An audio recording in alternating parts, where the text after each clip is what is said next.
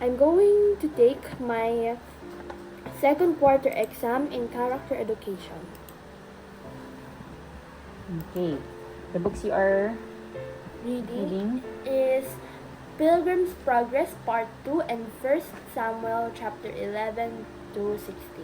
Okay. So let's have First Samuel first. Okay. So chapters 11 to 16. Who was the first king of Israel? So Saul. Okay. Can you please tell us who he was before he was anointed as king, and how was he anointed by Samuel? Okay.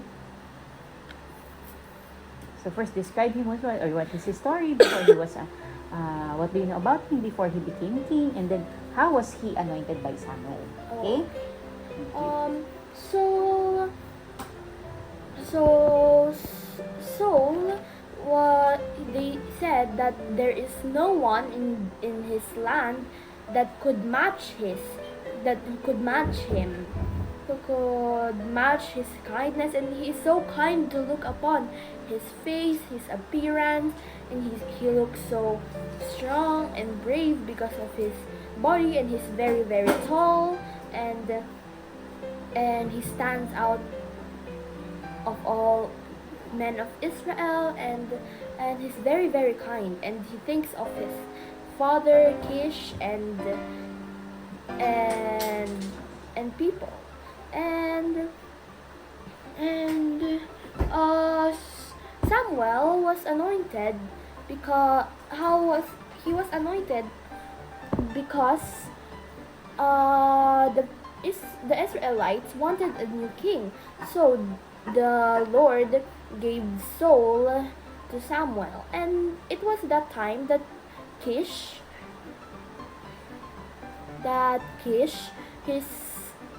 his lambs were, his sheep were gone. So he sent Saul to find the sheep, and Kish gave him a servant,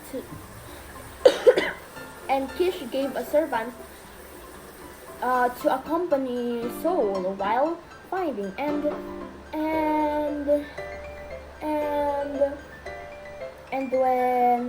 when they were finding the the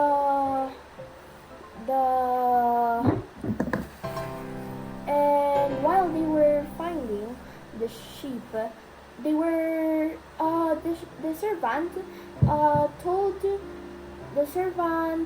told Saul that there was one prophet on the other side of the land named Samuel, and he knew everything. And so Saul decided to go to Samuel, and he said, but if we ask for his advice, where is my father's sheep, we have nothing to give him. See, Saul is very considerate, and he thinks of people, and and when they were in Samuel's temple, in the temple of the Lord where Samuel is, Samuel told them to eat with him and sleep, for it was late at night. And he also told them that his father's sheep was already found. So the servant and Samuel decided to stay, and when they were staying,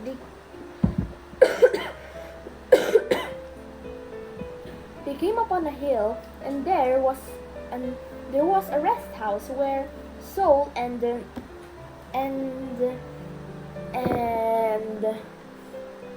his servant was going to stay to eat was going to stay, where they were going to refresh themselves. So when early in the morning, when Saul and his servant were ready, Samuel met them outside the place where they stayed, and Samuel Samuel said to Saul to tell his servant that he should he should go already without him to the temple down the hill. And while they were there at the rest house, Samuel took a vial of oil and and and made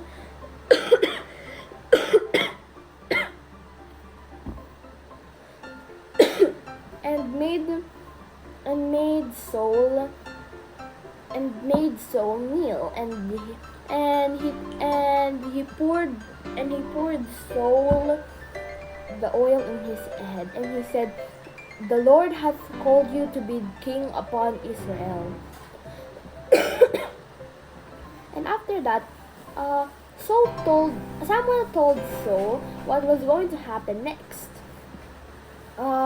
They were going to cross some prophets, and they will cross some people who will give them bread, and that's all. That is how Samuel anointed Saul.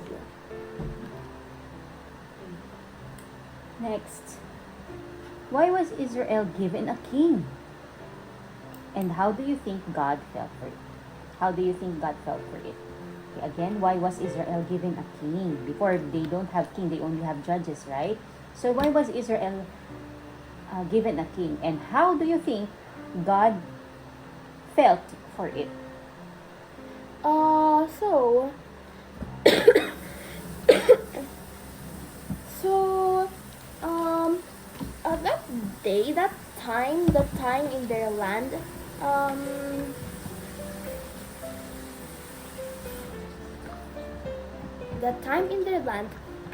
all the places around them already had kings. They had kings, they had servants, they had counselors, like that. But Israel didn't have a king. So the people complained to Samuel to give them a king. They said, "We want a king." They said, "Our land will be stronger if we have a king. All the lands has already a king. So why not give us a king?" And when Samuel heard this, he felt very, very sorry. And I think God felt very, very, very, very sad, because if it's you, you will feel very sad for people rejecting you, saying they don't want you, they want someone to replace you. It will hurt your heart very, very much. And God has been with them since Abraham, and He has not left them, and now they will reject God. So God has been very, very sad, and I think God is so kind to still give them a king, and he did not, when he heard that when the Israelites rejected them, he did not release his anger. He just became sad, and that's all.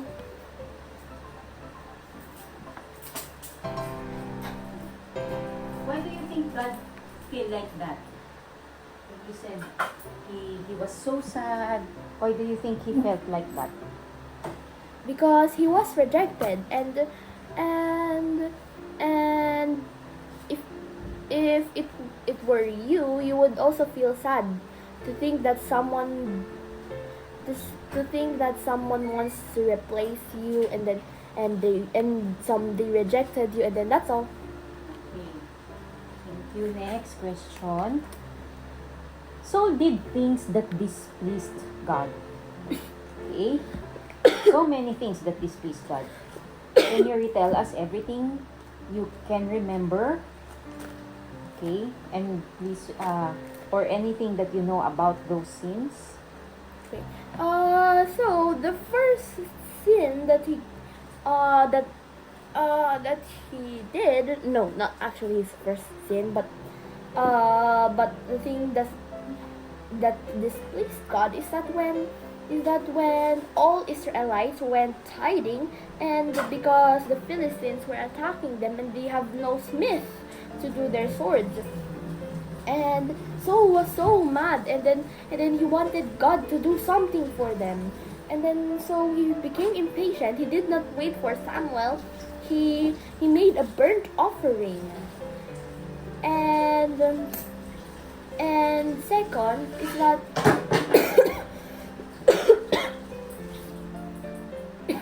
that time on the Amalekites, when the Lord said to said to Saul that they should slay all Amalekites, even the oxen, all. But but Saul but Saul but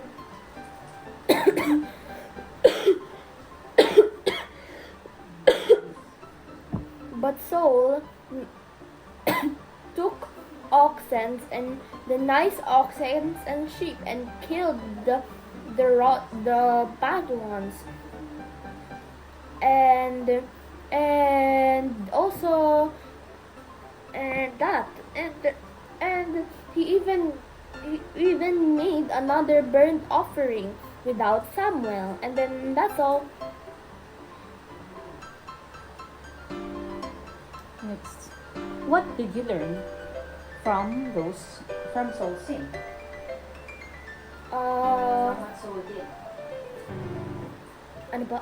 What did you learn from what Saul did? Oh, I've learned that to obey is better than to sacrifice. Uh, um, I've also learned that you must have patience and wait for the right time, and always before doing something, pray to God. Like Saul, he didn't know what to do when all the Israelites went hiding. He just did burnt offerings. He brought the Ark of the Covenant like that. But you must talk to God and pray like that and wait until the Lord answers you like that. And patience and obey, and that's all. Okay. Why did God reminded us that first? Okay, now you have already mentioned this, to obey is better than sacrifice in 1 Samuel 15:22. Why do you think you need that reminder from God? No, not only to Saul, but for us also, that to obey is better than sacrifice. Can you expound on that and give example? Okay.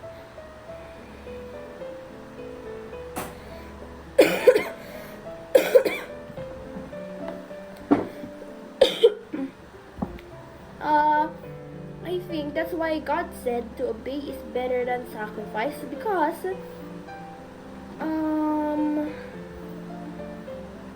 um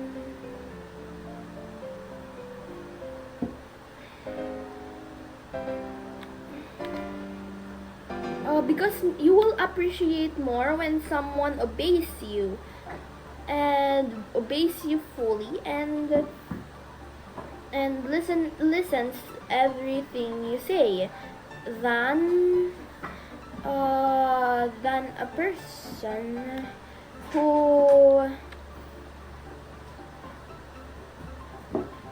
person who gives you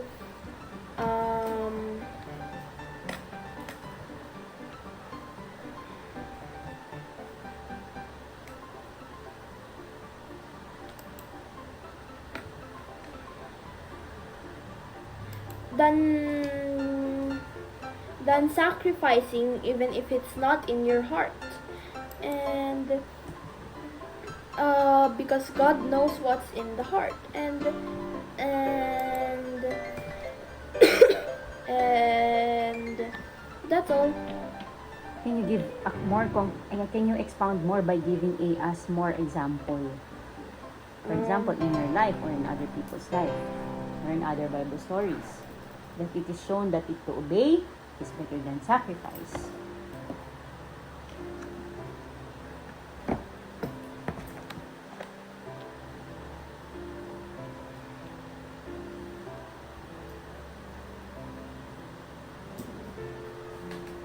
I think like Abraham when when he listened to God to he listened, he obeyed to sacrifice Isaac, and he did not say, Lord, why will I sacrifice my only son? Um, and then he said, I will give you up, I will give you my life, like that, like that. But he obeyed, and and because of that, God gave him God gave him sons like the stars, and sons as many as the stars, and mm,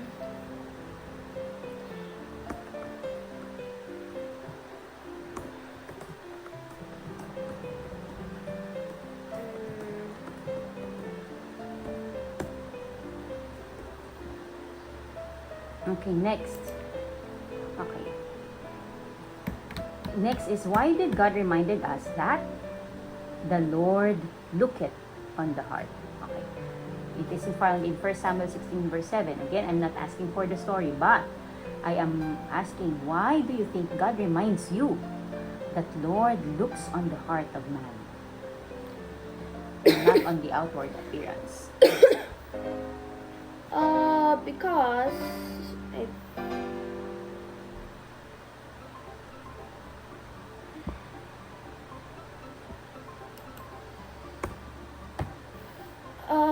an appearance of something deceives you, because it's what you see, and but what you don't see is what really is inside them.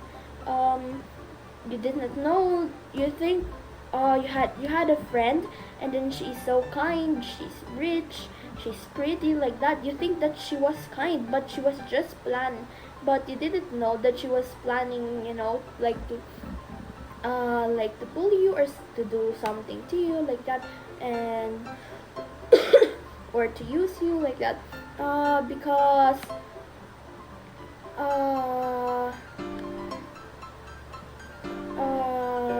appearances may deceive sometimes, and and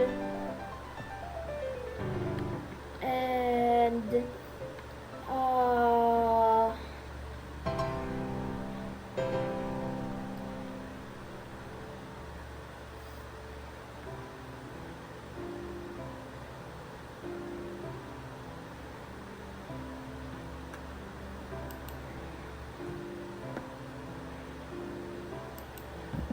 and and what is in your heart is what you really think. So that's why God looks in the heart, because it's what really shows who you are, not your appearance. But and then that's all. Okay. Next, can you please introduce to us who is David? David is a man after God's own heart, and he is a shepherd, and he plays harp very well, and he is the son of Jesse, and he is his appearance is not like his brothers, who has big muscles, who's tall and nice features, but him is just like a simple boy, who's thin and frail, but he is very, very kind, and he loves God very dearly, and he loves to praise God by his harp, by music, and that's all. Okay. Thank you. Next, let's go to the second book, which is the Pilgrim's Progress, Book 2. So, Mr. Hart and his company... Mr. Greatheart, Mr. Greatheart and his company encountered Mr. Honesty. Right? Okay. They talked about this man named Mr. Fearing. Can you please retell who the latter was? Okay, so again, they did not meet Mr. Fearing, right? But they talked about, so Mr. Greatheart and his company talked, and Mr. Honesty talked about this man called Mr. Fearing. Can you retell who the latter was? Okay. Mr. They met good old Honest under a tree sleeping, and Greatheart thought that he was discouraged, and they knew that he was a pilgrim because of his clothes. But when he waked him up, he was just an old man who needs rest. And then soon, when they were walking, Mr. Honest said that he came from the town of Stupidity, and Mr. Greatheart said, and then he said, "Oh, you came from the town of Stupidity? Then you must know this man, Mr. Fearing." And then Mr. Honest said, "Oh, yes, everybody knows him," he said. And then Mr. Greatheart, and then he said, "And how come you know Mr. Fearing?" said Mr. Honest. And Mr. Greatheart said, "It's because I have been his guide to the Celestial City." And he said, "Oh, it was so unpleasant to be with him," he said. "All complaints, and sometimes crying," he said. And Mr. Old Honest, he said, Yes, pray, could you tell me what did he..." And then Mr. Honest said, "I know him," he said, but I just only had short conversations with him. I did not stay with him like that." And then and then Mr. Greatheart said, "Oh yes, he was afraid of everything. He was afraid of what the people are talking about, the appearance of something, the stories. He was in, and he was also afraid of what's happening in the world. He did not know. He thinks that they are thinking of him, that they are laughing at him. He is fearing that they will kill him. They will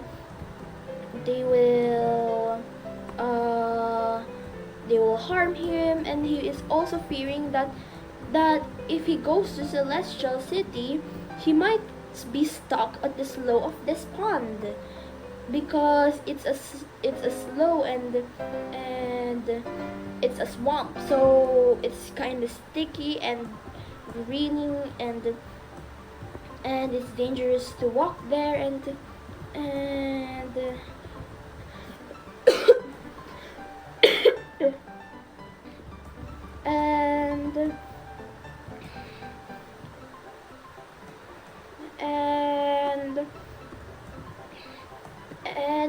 and Mr. Greatheart also said that he was afraid that if he didn't go to Celestial City, he will die, and then he's also afraid to. And when he said, when he was in Interpreter's house, when he was in Interpreter's house, he came. I saw him there on the outside, but then he was about to knock, but he didn't knock. He just stayed outside there, cold and hungry. He said that he better stayed outside there than knock, because he's also fear of knocking, because he said he wouldn't accept them. He's not worthy, like that, and they won't like him if he goes inside there. But my master opened the door without him knocking, and kindly let him in, and took care of him, and for my master, said Mr. Greatheart, has compassion on things like Mr. Fearing, said Mr. Greatheart. And Mr. Fearing also is fear of dark, because when he was in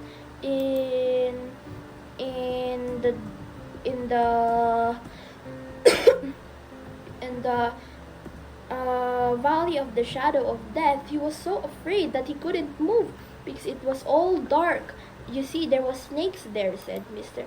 Greatheart. And Mr. Honest says, Mr. Fearing is very afraid of everything. And then he said, Pray, when he reached the celestial city, what happened? And then Mr. Greatheart said, when he was in when we were in the gates of the celestial city, I waited on the ground. And then he said, he couldn't go up. He said they wouldn't accept him, and that again. But the gates were open for him. And when he saw the inside, he became smile, and all fears went away. And Mr. Greatheart said, and then I don't know what happened. And then Christiana said, I think I am like Mr. Fearing, like when I had a dream that I needed to be saved like that, but I said I couldn't be saved because God wouldn't love me like that. And then Christiana said, I think I too is like Mr. Fearing, because when I was in the gate, only Christiana and her sons were pinapasok, and then I was stayed outside. But goodness, Christiana said that I was her maid, and then the master let me in. And then Matthew said, I think all of us all of us here has a part of Mr. Fearing. Mm-hmm. Mr. Fearing has just has it all fear. And then that's all. Okay, very good. Next, how about you? What do you fear the most?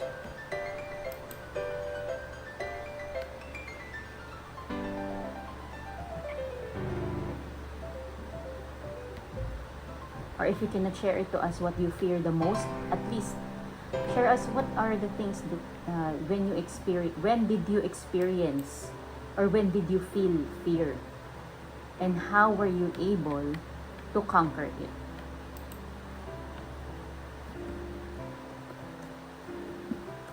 So I'm talking about real life experience, okay? Example, I'm recalling again. Remember, Mr. Greatheart said, no, we are like, right? There is something like Mr. Fearing in us. So in your life, how or when did you feel or experience fear, and how are you able to conquer it?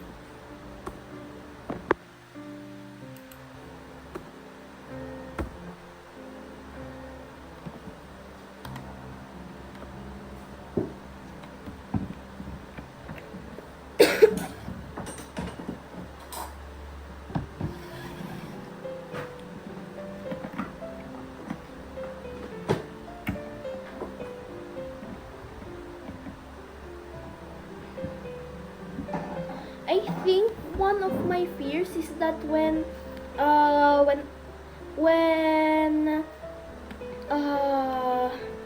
all the time I claimed that I was saved like that. I think that I was saved like that. But then one time, a fear came to me. I said, what if I die like that? And then thinking that there will be a resurrection, thinking hell like that. And then and then I had a fear that I would die and go to hell like that. And then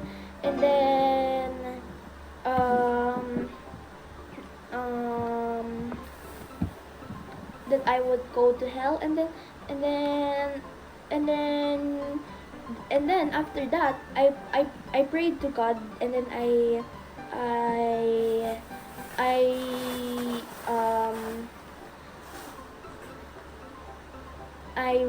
I repented all my sins and said that I was a sinner, and then accepted him, and then Jesus, and then that's all. Next. Okay, you have in here. Where's your sketchbook here? Where's your Bible sketchbook here? I don't know. It was just here. Hindi ko po yung kinuha. Here. Okay. Can you tell us what is this drawing about? Oh, it was when Mercy and Matthew was betrothed, and good old Gaius since they were weary of, oh, it started of this that after talking about Mr. Fear, Christiana wanted to go to a place to refresh herself. So there they stayed at an inn of Gaius. Gaius was the innkeeper, the one who leads the inn, and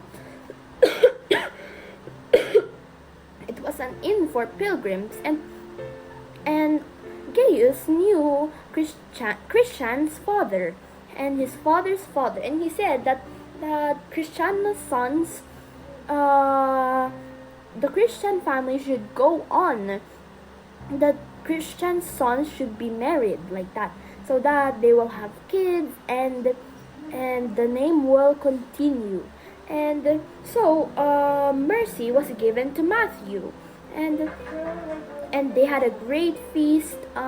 And they had a great feast of food, of stews and honey, and all was taken away. That's why the table is empty, and some leftovers. And they were all done. They were just having a conversation, and Done. and then Mr. Honest, an idea came unto his mind. He said, "Sir, please, would you mind? I will please answer this riddle," said Mr. Honest. And then he said, "He who casts away gets many, and the many, I didn't memorize the riddle, but and then but he who has many has few," like that. And then Mr. Gaius said that that riddle is the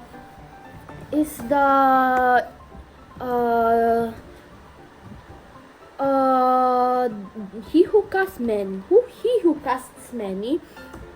it is the one who is rich, because the God will bless people who give,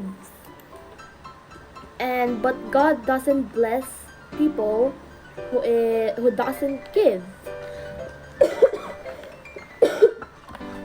He said, let's example, the rich is the one who doesn't give, the poor is the one who gives, because rich, it is good old Gaius who is talking, because rich people, because of their riches, it is hard for them to be humble. But poor people, because they have no money to eat, they have nothing, it is like they're very humble. That's why the Lord bless, and then they like to give those who are like them, and then but the rich thinks that they are all rich, that they don't need anything. The Lord will not bless them, like that, said good old Gaius. And then should I retell the picture? Yun lang po ba? Mm-hmm. And then that's all. Okay, thank you so much, Gas. And for the last part, please recite your verses for second quarter. Psalms 119 verse 1 to 2. Blessed are the undefiled in the way, who walk in the law of the Lord. Blessed are they that keep his testimonies and seek him with the whole heart.